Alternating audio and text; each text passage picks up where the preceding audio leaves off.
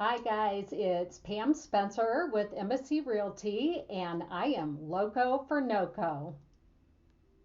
Today we're going to look into the fact what happens if you are looking for a house in Colorado and you put in a contract and you decide I don't want it. Can you get out? Well, I'll let you know. Let's have a chat. Now, before we get started, I want to make it perfectly clear that I am not an attorney. I am not giving legal advice. I am just interpreting the contract to buy and sell that we are provided in Colorado.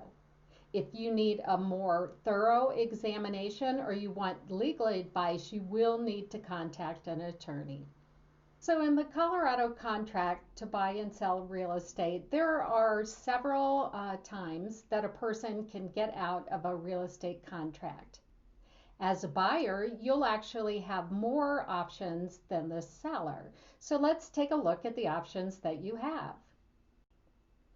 A buyer has the option of terminating the contract at inspection when they are given the due diligence documents, at appraisal, and at loan objection deadline.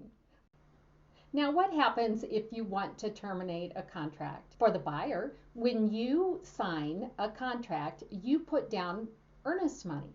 At the beginning of the deal, you put down a certain amount that is negotiated upon between you and the seller that is basically good faith money. It's money that says you have every intention of going through this deal.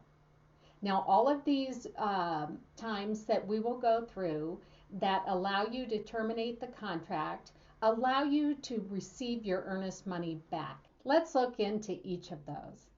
Inspection is an event that happens when a buyer hires an inspector to take a look at a home that they are looking to purchase. The inspector, just so you know, in Colorado, inspectors are not licensed professionals.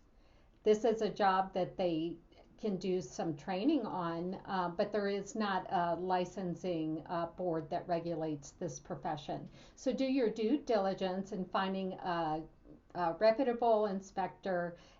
Perhaps even ask your agent if he or she has some recommendations for you. At inspection, the inspector will be looking at things that you probably could have or should have seen as you did your walkthrough through the house, examining it. But then they also look at some of the features of the home that you would not necessarily see. Some of these features include plumbing, electrical, foundation, roof.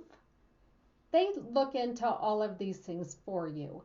If they find any oddities or anything that they think could be concerning, they should make that available to you in their inspection report.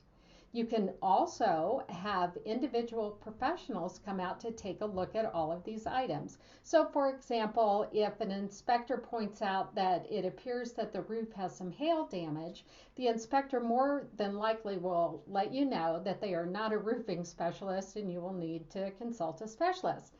So you would have the opportunity at that point in time to get a roofer out, have them take a look, and let you know if this is a problem that needs to be solved immediately or within time. After doing a thorough review of the inspection report, you have a few options.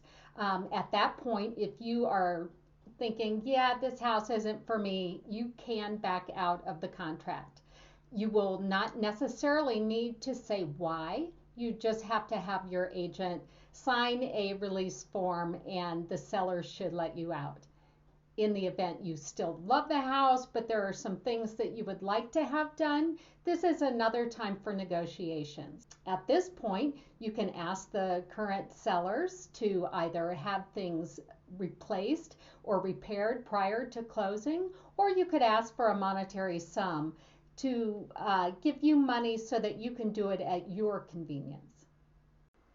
A second time that a home buyer can terminate the contract to buy is when they are presented with due diligence documents. So, what are those? Due diligence documents are any leases, warranties, manuals, receipts that a seller has in their possession that they should present to the buyer for review. This is also the time with due diligence documentation that you receive everything about the homeowners association if in fact there is one attached to the property. So, if after you review the documents, if you do not feel comfortable with the transaction, you can terminate.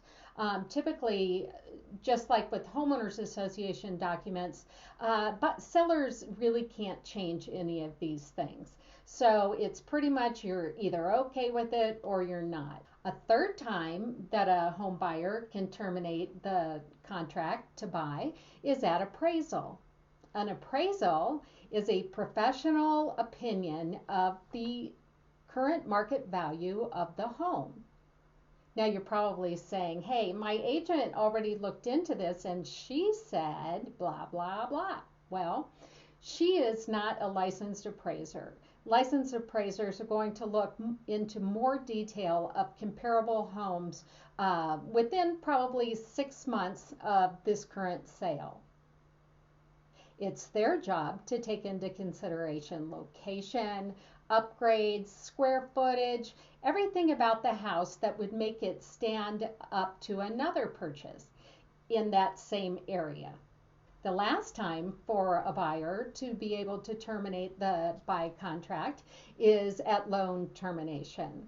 This is a time where if something has happened where suddenly the buyer no longer can afford the house, so they cannot qualify for the loan, they can come forward and say, I can't do it, and can be released from the contract.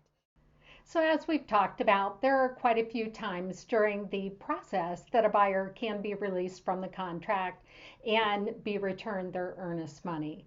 Now, we always go into the contract with full faith that we are going to take it to the end, but it's good to know that there are outs just in case. So, never be afraid to jump. Go ahead and try and make the leap, and know that you and your realtor can work together to make sure the deal comes out just right for you. Thanks. Bye.